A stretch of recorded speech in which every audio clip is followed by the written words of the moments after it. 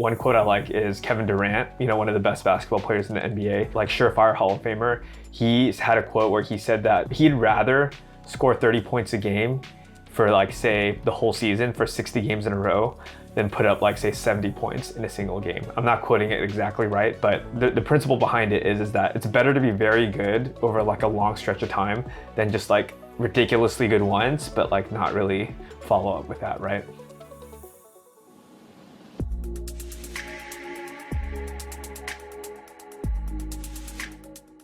Jeff, welcome to, it's like your fourth episode on the Ken's Nearest Neighbors podcast. Obviously one of my favorite guests to chat with.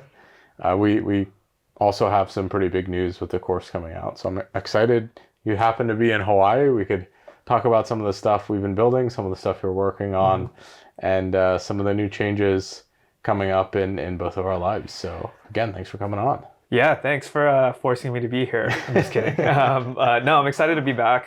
It's always fun to be on this podcast again and be out here in Hawaii. And thanks for kind of lightly hosting me this time. And excited to dig into whatever you want to talk about. Yeah, no problem. Just holding you hostage in Hawaii is always a pleasure. Before we really dive into the course we've been working on, I want to talk about YourMove.ai as well. We had a really interesting conversation about belts. Yeah.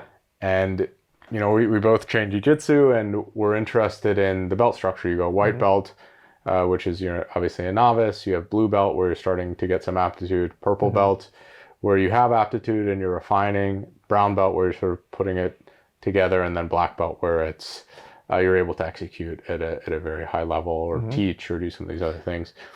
And that structure, I think, can be applied to a lot of things. And this is something you were alluding to when we're talking to. Yeah. What belt do you think you have in other aspects of your life? Yeah, I mean, I thought this idea was like super interesting because it's like really very a tangible way of measuring where your skill level's at. So that's one thing I'll preempt this with. But other things like belts. So, I mean, the first one that came to mind for us was data science, right? Like what level? And I was thinking like, what level am I at with data science? And when I think about it, I'm probably at like a purplish, in my opinion, like a purplish type of belt in data science, which means I still have a ton more to learn. I think I'm pretty competent, pretty good. I can kind of like refine my own techniques, start thinking through like how to extend my own techniques, but I still think I have a lot to learn. So it feels like it'd be a little presumptuous to say that I'm close to a black belt right now, because that's just how I feel. But that's kind of how I see it. And I feel like the belt system is kind of an interesting way to start thinking about all the other skills that I have, like surfing. I'm here in Hawaii, I'm just going surfing a lot, probably more like a blue belt. I'm like very, very competent, better than most of the population, but I still have, certain things like basics that I still need to iron out, still need to get comfortable in certain different types of conditions. So, yeah. I think the belt system, as you described, it really elegantly helps you manage expectations with yourself, not just globally. So if I'm a white belt at something, I shouldn't expect to be good at it. I shouldn't expect that I'll understand everything. I shouldn't expect that I'll be able to go in and execute to the highest of anybody's ability, let alone my own. And I think if a lot of people took that philosophy, say, hey, what stage am I at? And what does that stage mean for the problem I'm trying to solve? I think that they would have a lot more acceptance and understanding of the challenges they're taking. So let's take the job market, for example. If you're a white belt in terms of a data science, you should have white belt expectations around getting a job, around learning this domain, and around a lot of these things. If we're closer to upper belts, we'll probably have very different expectations about, I'm going to, something we've both been excited about is LLMs and LangChain in particular for me. If I'm going in and learning that new package at the level that I'm at, I would hope that it would be a lot easier for me. Or I'd say, I understand fundamentals, I understand these things, it's easier for me to pick up. And it should be based on my own journey and where I stand. But if I was going in completely new to that, we would have varying different experiences. And if our individual expectations on ourselves were the same, someone who's a white belt and a purple belt in data science, we would have very different mental states around that in terms of our level of disappointment, our level of understanding, our level of stress or imposter syndrome. And I think that it's at a high level really important to evaluate where you're at related to the challenges that you have. Might have been just a really long way to say that, but I think that's a really cool framework that I personally, I never would have come up with personally. It's cool that you sort of clued me into that ideology. Yeah, I mean, I was just thinking about it because it's like the belts, like I said earlier, it's a good tangible framework, especially in BJJ, to kind of know where you're at and know what that next level looks like. So it's like when you play that video game, you're just trying to like learn these new techniques, learn new approaches, learn new positions in jiu-jitsu to get to that next level. But it's cool to think about because that framework basically applies to basically any skill that we're trying to learn. There's different levels to it. And even though, like, let's say you're a white belt in, say, I don't know, dancing, there are things that you're probably closer to a blue or purple belt at that you just don't even know of. So anytime you kind of feel like, hey, you feel envy or you feel like less about yourself because you're just maybe behind somebody, just know that, hey, everybody is a white belt in something. Everybody is close to like a purple belt or above in other things.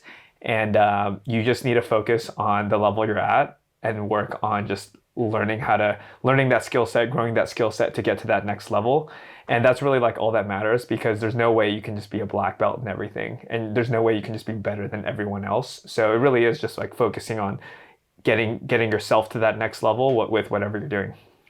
I agree so much. Getting yourself to that next level is something that I think about quite a bit. And, we get into these positions in our mind where we're like, okay, I have to go in and I have to tackle everything, or I have to go in and advance along this path and this curriculum.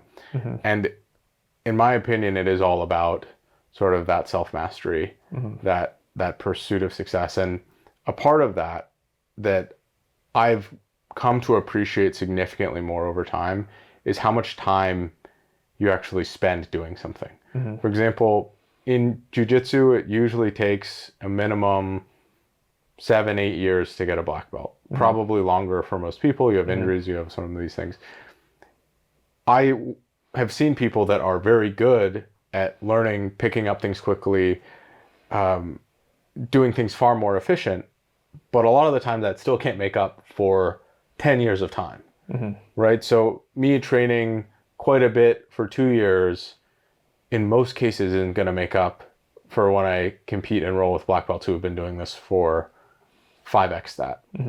And of course, you can create more efficiencies, you can create some of these, but we don't necessarily adapt directly and as quickly as the efficiency we put in. So for example, in jiu-jitsu, your body has to adapt. You get more flexible, you get used to training more. There are these things that actually take more time rather than doing it just as efficiently as possible. And I think that that's true with any intellectual pursuit as well. Is your mind has to take some time to be able to expand on that knowledge, to be able to absorb it, to do these things. There's no like perfect efficiency of consuming things.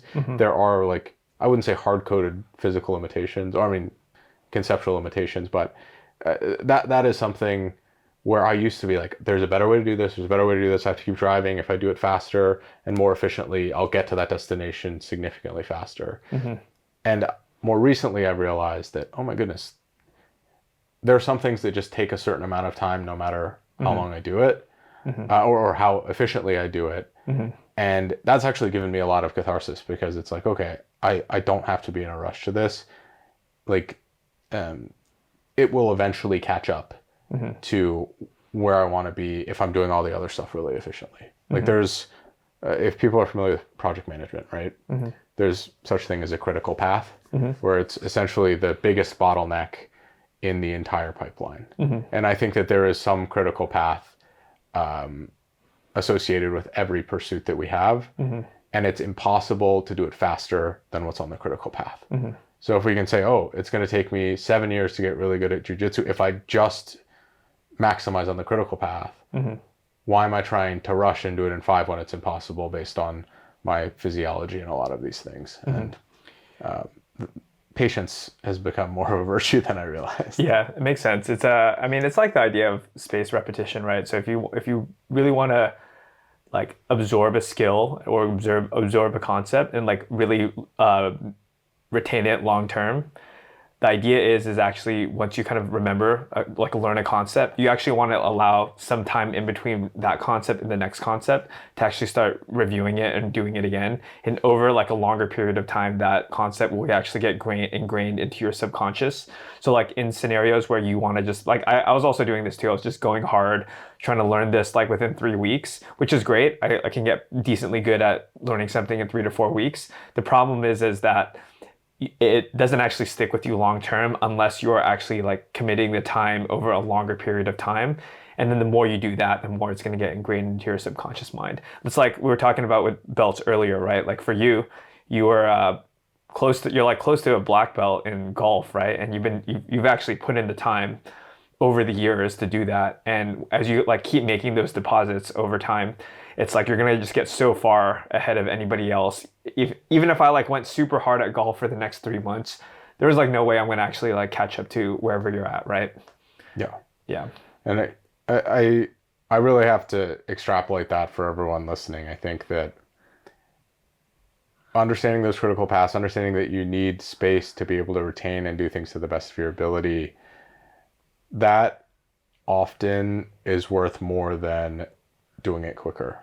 Right? If you can do something more effectively longer rather than doing something effectively for a short term and then losing it or something along those lines, I pursue those types of forms of excellence rather than the short term ones, because you just maintain it for longer naturally. It doesn't erode as quick as some of the like quick spikes. Yeah, and I think actually if you can maintain it for a longer period of time, that's actually harder than being super intense about something and just going short burst on it. One quote I like is Kevin Durant. He, one of the best basketball players in the NBA, for like surefire Hall of Famer. He's had a quote where he said that he'd rather score 30 points a game for like say the whole season for 60 games in a row than put up like say 70 points in a single game. I'm not quoting it exactly right, but I like the principle behind it is that it's better to be very good over like a long stretch of time than just like ridiculously good once, but like not really follow up with that, right? Yeah. I think that that's maybe a slightly forced segue into some of the stuff that we've been working on with the course creation, those types of things. I mean, something that we really focused on in, for example, the algorithms course is, the way I view it is this course is a reference. Like, yes, you can use it to learn these things, but you can come back to it and you can come back to it and you can take your time working on these as individual segments, learning these algorithms when they're relevant and essentially reapplying them. And I think that that's something that is overlooked in a lot of learning and overlooked in how we're taught and how we maybe condition ourselves. We have a test, it's coming up, we cram, we study, whatever it is, and then we forget about it. With the majority of the knowledge we need in engineering and data science, in podcasting and YouTube, I would like to have that knowledge for a long time and it be useful to me and be accessible for me to leverage whenever I want. And I think so much of education is really focusing on, by our own philosophy on it, of cramming and doing whatever, and the way it's taught with, hey, you have these tests and you have to study for whatever it might be. It's really focusing on that short-term acquisition and loss of knowledge rather than that long-term breeding of a corpus that expands and adapts. And I know that's something that I had in mind when we were building this out. Do you want to expand on that a little bit? Well, yeah. I mean, the course that we built out, I think it's going to be different from typical courses that you will take. Where I mean, we have the videos, we have the content, but reality is, like I even tell a lot of my friends when they want to like learn a certain skill around data science is that the video, you can watch the videos, but that doesn't really actually like do anything. The way to actually ingrain it into your long-term memory is to take that information, use it in projects and use it repeatedly and continuously recalling that information over time. So that's why you actually need to use that spaced repetition to actually come back to the material when you need to review it. We also built in flashcards, so if you need to actually review certain elements of an algorithm, you can use those flashcards that are built into Anki, which is a spaced repetition software that'll allow you to kind of space out your reviews so you remember things long term.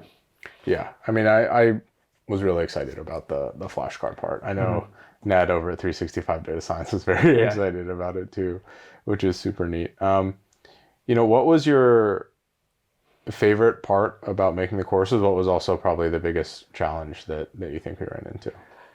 I think while going through the course, there's an element when you're teaching something that you actually like learn it better yourself. So me having to go through the material and try to re-explain it in a way that is understandable to somebody who's either maybe newer to the subject or when a concept's a little bit complicated, me having to try to explain that has really helped solidify the understanding for myself. That's like one thing that I really enjoyed. I think your second question was, what did I not enjoy? Maybe what was the biggest challenge associated with taking on a big project like this? I think, for example, if relating to anyone in the audience, like if someone is trying to land a job, or they're trying to do a data science project for their portfolio, or they're starting a master's program, it's like a huge endeavor, and it's a lot of work, and you have to go out and structure it and do a lot of these things. And I think it was pretty similar for us. We're like, oh, we have this, what started as one course, and then it eventually scope crept into 3 courses, which is largely my fault. But I think that, to me, there's inherent like challenges associated with taking on big projects, and I'm wondering, maybe what was your philosophy on like, oh, like that was a hard part about building something like this out? Yeah, so the way I approached it, so it was definitely hard because it took us about 1.5 years to create like 3 courses.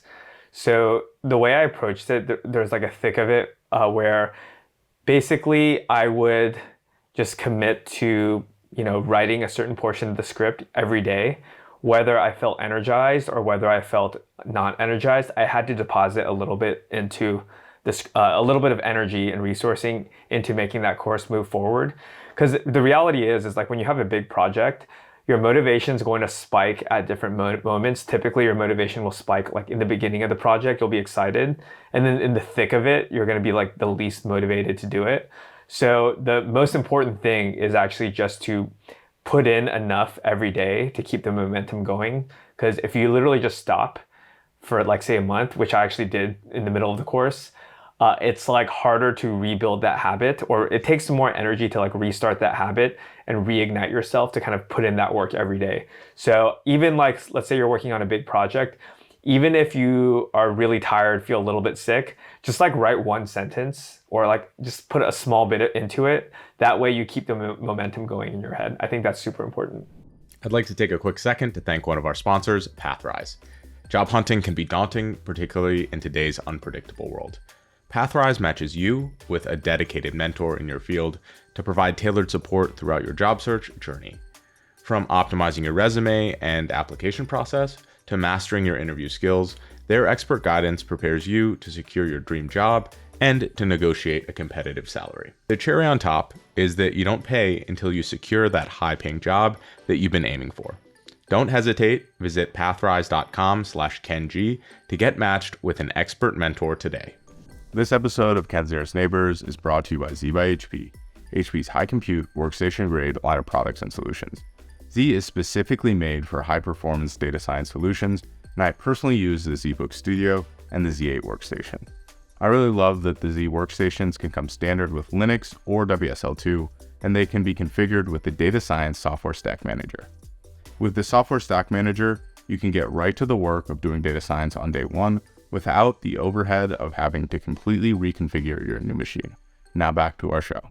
Keeping the momentum going is something that when coding might be the most important thing for me.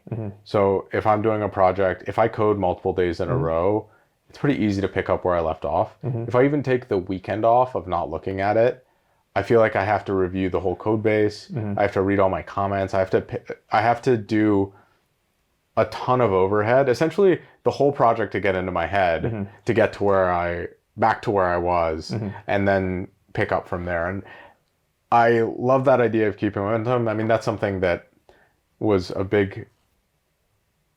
what was in the front of my mind with the 66 days of data stuff. And I can't stress enough how, at least in my life, how important that's been. It's and I am by no means an expert at that. I fall off the wagon all the time. Yeah. Yeah, I mean, it's like everybody, the real thing is everybody falls off the wagon. Even like super extremely disciplined people, they will have bad days and they will also have good days. So, I mean, the most important thing is like when you do fall off, to not blame yourself too much. And yeah, like you don't judge yourself. You just get back on and just keep going. And even if you break a day, it's okay. You'll be all right. And I think a lot of it is really just like an emotional component of a project where, like, say when I did this in the past, when I would fall off, I would get very discouraged and said, oh, there's no point in doing this anymore. So then I would just stop doing it. But reality is you can just get back on the horse and just keep going. So yeah. So from your perspective, what's the difference between the super disciplined people and the people that aren't quite as disciplined, or the people that have really great output and other people that don't output as much? Is it that they are better able to motivate? Is it that they create better systems? Is it some hybrid? Like, what do you think the secret sauce is there? Yeah. Because I view you as someone who like is like a very high output person. Yeah. So I would say like so my thinking on this has changed. So I would say like before, what I thought was like somebody who's super self-disciplined is like you're grinding yourself, you're committing yourself to the schedule every single day. You're doing it, and like you're like even when you don't feel like doing it, you just like force yourself to do it. Actually, my mindset has changed from that, where I actually think now the most important thing is you have something you really care about. So one, if you have a project that you deeply care about, and I think the way to know that is actually more emotional. So like if you feel emotionally invested and you actually emotionally really care about solving a certain problem, you're actually going to go a lot further than somebody who is just like purely operating off of willpower and self-discipline. Because I do think there's like different schools of thought on willpower, where there's a school of thought that says willpower is finite, and another school of thought that says willpower is like, can increase as you get better at it. Like either way, like I would say that rather than use willpower, use your like intrinsic motivation. And when you really love something, it actually doesn't feel like work. So like Kobe Bryant once said that like to everybody else, it seemed like he was working really hard. To him, he just like really loved playing basketball, and he just wanted to do it as much as possible. So I actually think when you are really into something, when you're intrinsically really motivated and interested and love the thing, it's going to look like extreme self-discipline to other people, but to you, it's actually going to just seem like a normal part of your daily life. Can you trick yourself into really liking something? Because I think a lot of people, like, I go in and out of it, but it's like, sometimes data science for me is a grind. Yeah. Sometimes podcasting is a grind. Sometimes YouTube is a grind. And then other times I could do it all day. I love it. I'm super energized by it. And if I feel those two states about it, it must mean that part of my mind can create a narrative that tells me that, hey, this is exciting. I am motivated, passionate about this. But it's so crazy that I have that Jekyll and Hyde in my own brain about things that overarchingly I'm really excited about. Yeah. So there's like one metaphor that I think, the answer is yes, but I'll give you like a metaphor that I've thought about. I like surfing a lot. So it's really fun to paddle for a wave and catch it and just ride on the wave. It's like very exhilarating for myself and many people. On the other hand, when somebody's like not catching waves, it's like a struggle. That's like less pleasant, right? So whenever I think about like, say, any skill, the key is to like find that balance between like, you want to suffer because you have to grow, but you also want to do what's fun as well. And you need a little bit of both. If you're just like suffering all the time, your motivation is going to plummet and you're just not really going to enjoy what you're doing. But if you're just having fun all the time, you're not really getting better. So to me, there's like a balance you kind of have to play where you want to grind, but you also want to do the thing that makes you excited and like you love doing. So like, I mean, you brought up, say, YourMove.ai. So I'm working on that on the side. So for those who don't know, that's like a dating AI to help you with your dating communication. There's aspects of it that I really like, which is like product engineering, building things. There's aspects that I'm not really as big of a fan of, which is like marketing, doing like sales, and I would say that we always have to kind of find a balance to say, hey, we can do what's the most impactful, but we also want to do what's fun for us as well. So that's kind of how I would differentiate it. So you ideally don't want to like have that spectrum fall too far on the like I hate doing this stuff side. You basically want to have that spectrum to kind of teeter both sides of like, oh, I'm like suffering a little bit, but the other side is like, oh, I'm having a lot of fun. Yeah. And I think as you scale up your career, it's important to really realize what you like and what you don't like, because there's a good chance you can outsource a lot of the stuff you don't like. For example, you look at the project management side of data scientists. Data science, some people love that, some people don't. You can work in a company that has a project manager. On a larger team, you probably still have to do some Jira tickets and stuff like that, but it's some of that is abstracted away, especially if you're unbelievably good at the things that you're really excited about as well. Something I've noticed more recently, and I want to get your thoughts on, is that I find very successful people, they negotiate with themselves in very unique ways. So if I do something that, let's say I'm trying to lose weight or something, that's one of my goals, and I really want a piece of pizza, I'll say, okay, I will eat this piece of pizza if I do this thing later. And I always do it. And to me, that's something I've noticed in a lot of people that I really admire is it's not necessarily that they're compromising on something, but they'll set these conditionals that give structure to their reasoning and decision making. So rather than being like, oh, I just want ice cream, I'm going to go off the wagon and do it, they set bounds on that because that keeps them closer to their goal along the lines. And that's a pattern I've been trying to do more in my life, is that rather than just completely going off the trail one direction, there's always some balancing force in a lot of the things that I do that move it from just being completely hedonistic to being, okay, there's this hedonistic thing that I'm doing, but it has this repercussion that is going towards something that is very valuable or good or for my health or something along those lines. Yeah. Do you make those type of negotiations with yourself? Yeah, I think there's a concept for that.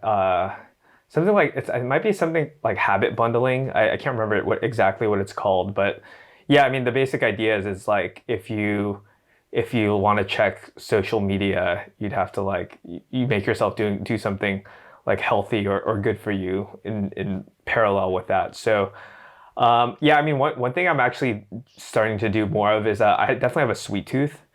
So basically, because I have a sweet tooth, I like eating candy, I like eating ice cream. And of course it's not good for you, but I also value my health a lot. So when I did a lot of research behind this is that actually like what happens when you eat a lot of sugar is that sugar gets stored like inside your body. And basically it's getting stored in like short term inside your body.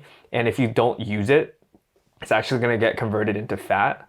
So the idea behind it then is like, okay, well, if sugar actually gets stored in my body short term, I should actually go for a run or go exercise, because if I go exercise, it's actually going to use up that sugar for that exercise. So like I think it's called your glycogen stores. So if you do like more high intensity training, you're going to be using more of those glycogen stores. So ideally, when you eat sugar, you store it in your glycogen. So you'll see where I'm going with this.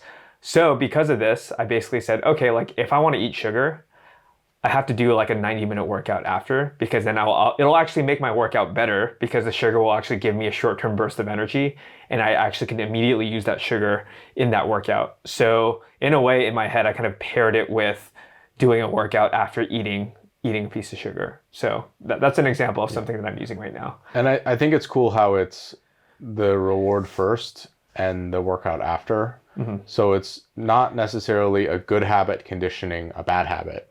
It's a bad habit conditioning a good habit. Yeah, exactly. Which I think is pretty interesting. I don't know what the science and stuff around it is, but I don't think we generally want the more hedonistic things that we do to be the reward, right? Because if they're the reward, then it sort of diminishes the good things that we're doing, right? The workout or any of those types of things, because we're programming ourselves that it becomes that working out or doing any of those things, it becomes extrinsic if the reward is after, especially if it's candy or any of those types of things. Yeah. And so I've been sort of playing around with detaching the rewards, moving them around, not viewing as rewards, like fooling around with that psychology. And I think it's been very, very rewarding. Yeah, I mean, you do, like in my example, I'm using a hedonistic activity or like action to like fuel something healthier. But yeah, I mean, you could probably, the more traditional version of this habit bundling is to do something good for yourself and then like reward yourself with something Else good. something that's hedonistic or like sugar, like, oh, I did this workout, so I'm rewarding myself with the sugar. So I mean, I think there is science behind that where you like basically are conditioning yourself to like experience a reward after you do something good. So I can see it both ways. So I guess in my version, I am doing it a little bit backwards, but yeah, I understand it.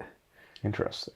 Well, I think that also flows into another concept which is really interesting, particularly actually about sugar. Yeah. And something I've learned about my diet and eating sugar is when I eat sugar, I want more sugar. And it creates sort of a feedback loop. And I think the idea of feedback loops is really interesting as well, is that we get into these cycles. Let's say it's coding. Let's say it's any of these things. When I'm doing it a lot, it makes me interested in learning about programming more. It makes me want to build more things, which inspires me to create videos, which creates all of these things. And if I get into a good loop, it continues on. If I get into a bad loop or I break a loop, it takes a lot of momentum to create that inertia to create loops again. Yeah. And, I think you're disciplined enough where it's like, oh, if I want to eat sugar, it's totally fine. But I'm on the other standpoint where it's like, I know if I start eating a ton of sugar, I just want more and I want more. And, like your body has these mechanisms as well where it's like, it becomes acclimated and a lot of these types of things to that. And I think it's cool how, like, there's a structure that works really well for you, or it's like, okay, I have this, like trade-off. When I do this other activity. And for me, the overhead of doing that is too hard. And I largely don't eat sugar outside of fruit. And I also don't have that big a sweet tooth, so it's not too much sweat off of my back. But I think that there's two really cool ways to approach ingraining habits or indulging or not indulging that can lead to success in various different ways. Yeah, I mean, I think the way, like, if you will go down like that spiral of eating sugar, you just like cold turkey stop. Let's say you cold turkey stop. I mean, I did that with alcohol. So like last year after my birthday, I was just like, all right, I'm just gonna stop alcohol for the rest of the year. So I remember it was just really easy mentally because I was just gonna say no to all alcohol. It was like an easy choice versus like if I allowed myself to have like 2 to 3 drinks per week. I've seen friends do this. I'll have 2 to 3 drinks per week. You're still kind of it's easy to like kind of fall down that slope, and it's a lot harder to stop yourself from falling down that slope than to not even like jump onto that slope in the first place. So yeah, I think that totally makes sense, and yeah, I can relate. Yeah, I mean, I'm in the same boat with that. Yeah. Is that I think it's not even like the personal challenge. Like, I think if you were by yourself and you were going home every night by yourself and you're like, I'm gonna have three drinks a week every week, but no more than that, that'd probably be pretty easy. But when you're in a social setting where you're like going out, you're doing whatever, and your friends are saying, oh yeah, you just had one, have another one. Yeah. Or I brought you another one, or whatever it might be. It's kind of like, well, that becomes a lot harder. That's sort of like the feedback loop, or like the sugar addiction kicking in, where it's, oh, there are these other factors that can impact how difficult that is. And I've always found that really interesting. But people understand if you're like, no, I don't do that, versus I'm not doing that tonight. Is a very different conversation with people. But the amount of energy you have to do to actually say no. So like let's say at a party, right? People want you to take shots or drink. The amount of energy you have to that's required for you to like say no, I don't want a shot, especially after like people try to peer pressure you, you have to have a very strong wall around yourself that I actually don't think a lot of people have to say no to that. So either you have to have a really strong wall and like be extremely committed to what you've set out for yourself, or it's a lot easier to say like, oh yeah, I don't drink, and then people literally will just stop bothering you about it. And yeah, they don't want to be like, oh, he was actually an alcoholic Yeah. and XYZ happened, which isn't the case for you, Yeah, unfortunately. But I am interested. Can you talk to me a little bit about your decision not to drink, or like to stop doing that for the remainder of that year? Yeah. I mean, these days I still don't really drink. I just made an exception for my friends' weddings, and I decided that in the beginning of the year. But yeah, I mean, I think at the time I had a lot more goals and things I wanted to accomplish. And I felt like, I was in New York, so I was enjoying like just going out every weekend, drinking a lot, being really hungover over the weekend. And yeah, really, really is just to focus on my goals. And it's all really for like personal development. My goal is to just like level up every aspect of myself, relationships, wealth, health, all aspects of myself. So that was the main reason. I was turning 30 at the time. So usually when you have like milestone birthdays, it's easier to like make habit changes and switch. There's actually science behind that. So yeah, I thought it was the right time. It felt right. And yeah, then I went forward with it. Yeah, I've seen that trend with quite a few of my friends. A lot of the guys I train jiu-jitsu with, for example, too, is because, from a health perspective, I'm reading all these books, read Outlive, Why We Sleep, and it's like, well, alcohol kind of screws up your sleep, which happens to be really important. I also, for the last couple of years, kind of since the beginning of COVID, stopped drinking really at all. And it was largely because I tried to think about what value it added in my life. And I was like, I don't think I really even like drinking. I used to drink a lot and like go out all the time and do those types of things when I was in college and grad school. And then I realized like, well, I don't like the taste of it. I'm a control freak. I don't really like feeling impaired in that way. I don't like how fat I get, which is a big one for me with alcohol. Like what value is this creating in my life? Like, I'm sure you can tell. I mean, you can still go out if you don't drink. You can still have a lot of fun. You can still do all the same activities. You're just not spending all the money that you were before. And honestly, if you get a club soda with a lime in it, nobody knows the difference unless they're buying shots or whatever it might be. That to me was like a huge eye opener. It was like, wow, this is doing nothing for me. Why do I do it? It's because everyone else is doing it. Even a lot of my friends still drink. I'll still go out with them and do whatever. But it's just like, oh no, I'm good. I'll be fine even that setting. And that was a big epiphany for me. It's like, holy cow, like, Yeah. I don't need this, which is crazy. Like, why do we do so many things that we don't need, that don't bring us any joy, just because we were conditioned that way, or our peers are doing some of those things. Yeah, I mean, like, I also don't get that much value out of drinking these days. I'm not more social. I'm just as social. I'm not like, I'm very comfortable talking to strangers. When I was like in college, I definitely was less comfortable and had more anxiety around it. So alcohol helped me like quell a lot of that anxiety. But as I've gotten older, it's, I've been able to kind of like work through those things. One of the things I was thinking about actually was, so have you read the book Die with Zero? It's on my list, but I haven't read it yet. Yeah, so the premise of the book is basically you want to die with $0. Like while you're, say, 20 to 30 years old, this is like when you can maximally enjoy the money that you make. So the idea is that you actually want to spend more money when you're healthy and able to, because when you're 80, you can't.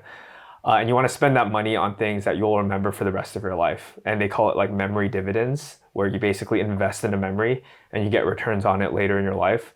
I actually applied this concept to alcohol as well. So like, for example, when drinking alcohol, when I look back on my life of, hundreds of times drinking, 95% of the time, I do not remember the memory. I don't remember that night. But there is like very few memories I actually do remember. I'm like, oh yeah, that was actually totally worth drinking. And that was like the total right situation for me to do it. So I'm actually very happy that I did drink in those instances, but those instances are not very common. So then my thinking now is like, okay, if I actually know that I will remember this experience, say for the rest of my life, yeah, maybe I'll like have a drink or have a couple drinks. But if there's no, if it's just like a random weekend, or if it's like in New York, it's always somebody's birthday every weekend, I'm not going to do it anymore. So yeah, really kind of my thinking on it now is like, I want to make sure I invest in memories that will last a lifetime. If alcohol will enhance that once or twice, then I'll do it. But for the most part, it usually doesn't. So yeah. I think that idea of intentionality is something that's coming through as a common thread in a lot of the conversations I've been having recently. And through how you're viewing alcohol, I see that parallel in so many other things. I think about going on Instagram. How often am I going to look back in even 10 years from now and say, oh, I'm so happy I saw that Instagram post, or I'm so happy that I shared that meme with XYZ friend. Very, very rarely. It might happen occasionally. I don't feel that way about posting. That's very different. The virality of posts or any of those types of things is very good for reaching more people, for content, those types of things. But thinking about the activities that, oh my goodness, am I going to remember that video, that like transactional conversation, that email, unless it was a really bad or a really good one? Probably not. I mean, and is it worth doing browsing behavior and just burning those times when I could be doing things that might not be memorable in the moment, but can pay memory dividends in the longer term? Like making, every video I've made is a memory dividend. And it also makes me, in some sense, like at least like a very little amount of money or whatever, those types of things. But there's been a big shift for me to move from doing stuff that has no long-term value to doing things that I think will have either financial dividends, memory dividends. I'm going to read that book, or other types of like restorative dividends, where you go for a walk, you meditate, you talk with a significant other, you do whatever is actually recuperative. It's been very powerful. Yeah, well, I mean, I would actually argue, so like with social media, it kind of gets a lot of a bad rap these days. But I actually think if you're posting regularly and adding a lot of value to people, it's a different type of dividend that you're getting, and in a way, you're making the platform, like a creation of value versus just like being distracted about random things. So I think there's an element of it where you can make social media actually like have good returns for yourself, but it's very easy to get pulled into like the other side of social media where it's a bit of the slot machine. But yeah, I mean, the overall dividend idea is, really it's like, if we take it at a high level, it's like investing in the long term and investing in things that will give you long-term returns. So it's like to relate this to finance, it's like, are we day trading, or are we trying to invest, do more like value investing? And there's nothing wrong with either. I would say like, in this case, we're just thinking more long-term. So we're like thinking more on the value investing side in terms of our own lives. I think there are absolutely things that can have both though too. Yeah. Right? I mean, you talked about for example, at YourMove, you're excited about the engineering, and you could probably sit in code and build something like, this is awesome. You get short-term benefit, and you also get the long-term benefit of this gets put into something, it gets used. There's a longer tail to that as well. And those are the types of things that right now I'm trying to maximize on as much as possible. Just finding those, and they're fewer and far between, but they 100% exist. And why would I ever do something that only has short-term, like quote unquote benefit of attention, compared to those things that have short-term benefit of attention and long tail?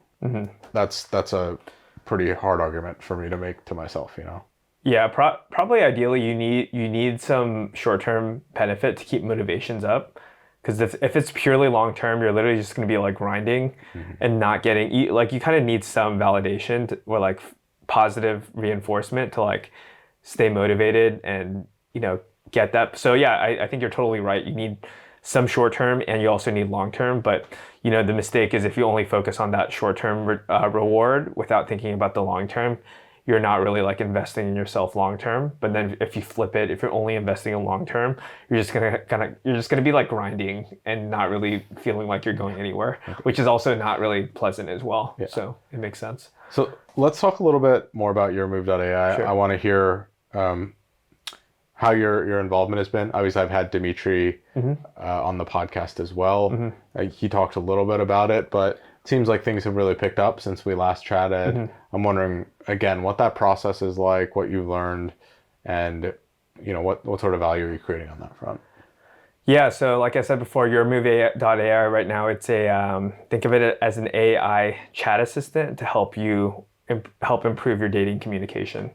So process of it is like, Dimitri and I Dimitri started it. So he's the one who, he kind of initially started it. Then I was pretty excited about the idea. I built in this space before, so I decided to jump in and start helping him out. And we've been, slowly growing the product. We're focused on marketing more recently. I think we're going to move back into focusing on building out more products and building out what users need.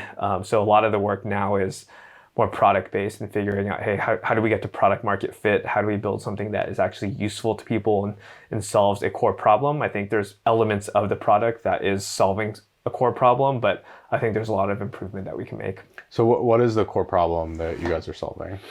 Yeah, so I think we are basically looking to make remove the friction that is inherent in a lot of dating communication. And I actually think that, our problem statement could still be refined a little bit more.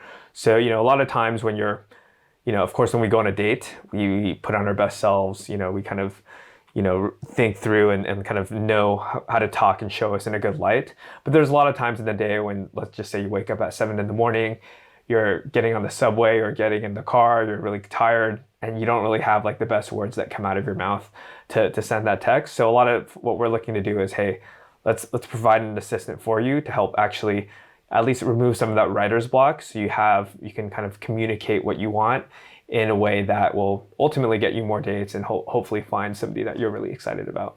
Yeah, so sort of acting as a little bit of a translator or a mouthpiece. So a lot of people are, for example, sending emails using ChatGPT. They're like, hey, this is what I want to say, but I don't know how to like not hurt the person's feeling by saying this. Yeah. I'm going to run it through ChatGPT, you change the tone a little bit and send it out. And hopefully you get more desired results because the messaging is more compelling, which is really neat. What are some of the types of problems that you guys are solving, but also running into? Like what is something that you didn't expect to see or to be a challenge when you started building in this space? What do we not expect to be a challenge? So I would say the thing that we didn't expect to be a challenge would be really just like, that's a tough question. I mean, I think overall everything is pretty challenging because we're still kind of learning as we go. I would say that the thing that it's a lot easier than what we expected was, the AI hype with the press and everything like that. They've been able to, we can kind of ride it a little bit, with all the news articles, and like a lot of people want to write about it. So what was easier than expected was actually like driving more traffic to the website. Of course, I think it can be improved a lot more. I think, and then what's also easier than expected is you don't actually have to like be great at coding to build stuff. You just need it to work, and users are happy with it, and that's really all you need. You don't actually have to be the best engineer to do it. So that's like one thing that I noticed. I think the trickier part, the more challenging part, has been figuring out prioritization and figuring out what to focus on, because there's just, when you're building something new for the first time, there's so many different things that you can work on, and trying to figure out, okay, what goal are we even trying to accomplish? And when you're like an earlier stage startup or a company, your goal changes a lot depending on the context. So versus like I've been working at a lot of big companies, the goals stay a lot more static because it's a bigger company. So it's just like a very different lens or a way of thinking that I have to put on when I'm like building YourMove. No, I like that a lot. I think that's part of the fun of creating your own projects Yeah. is I was talking with my friend Greg on the podcast, I think last week, and he was talking about how he wanted to be, or he was told, like, Greg, why don't you become a decision maker rather than an advisor? Because data scientists, for the most part, they are giving insight that informs a decision. Sometimes they're making models that do make decisions, but it's very rare that they're given the data and they say what to do and that happens. When you're doing a project, when you're working at a startup, when you're doing these things, you're actually putting on that other hat where you're part of the decision-making process. You say, we should do this based on X, Y, Z, and then you go about doing it. And I think it's really important and good to practice that skill. One, to figure out if you like it, because some people are just like, I don't want that responsibility. But also to understand what other people you might work with or work for have to go through. And if you get really good at that, it's also quite a valuable skill in the longer term. So how have you felt about being a decision maker rather than necessarily an advisor in that sense? Yeah, I mean, I think the good thing with my current data science role is I do get to decide a lot of things on how we build the product, especially me being a manager now. I would say it is, I like owning the decision, mainly because owning the decision creates a sense of accountability with whatever you're providing. So like if for example, like let's say you're a consulting firm and you're advising another company and they're going to pay you to consult for them. The challenge there, I feel like, is that the consulting firm is not super accountable to the decision that's being made. They're not really, but then I would say, like, because they're not accountable, you're not as incentivized to actually like do as thorough of a job to make sure it's actually the right recommendation. Of course, I think people are doing good analysis, but the incentives are just not quite there. Versus like if you're actually like doing the analysis and owning that decision and the responsibility that comes from that decision, you're gonna like make sure you're like, okay, I'm gonna make sure everything is set and everything is like thought through in order to make that decision as well. So there is a sense of accountability, and I think a sense of ownership when you have to make that decision, and you will feel ownership over that outcome. I love that. Yeah. Jeff, those are all the questions I had. Cool. Always such a pleasure to catch up, talk a little bit about the course where everyone can, I'll put some links for if people are interested in that. Cool. Learning about YourMove.ai. I'll also put some links to that as well. Cool. I'll also, again, link all the other episodes where you've been on. Any final words of wisdom? Any ways that people can learn more or contact you? Yeah, you can find me. My website is Jeff Lee Chronicles. So Lee is spelled L-I. JeffLeeChronicles.com. You can see I write there. You can see what I'm up to there. I also use Twitter. Jeff M as in Mary L-I. That's my handle. But yeah, otherwise, like words of wisdom. I mean, I would say there's a lot. I mean, I can take this in many directions. I would say just like kind of summarizing the conversation that we had here in the spirit of just spaced repetition is that there's levels to everything, and I think that our duty and our goal should always be to level up in whatever skills or things that are in front of us, and to not really worry about how if somebody's above me or below me. If somebody's above me, you should have the mindset of learning from them. If they're below me, then I should be trying to help and teach them to bring them up. So there's that, and yeah, that's what I got. Amazing, such wisdom from data science purple belt. I have some exciting news. You're getting promoted to brown belt tonight. Appreciate it. Appreciate it. Amazing. Thank you so much again, Jeff. Always a pleasure. Thank you.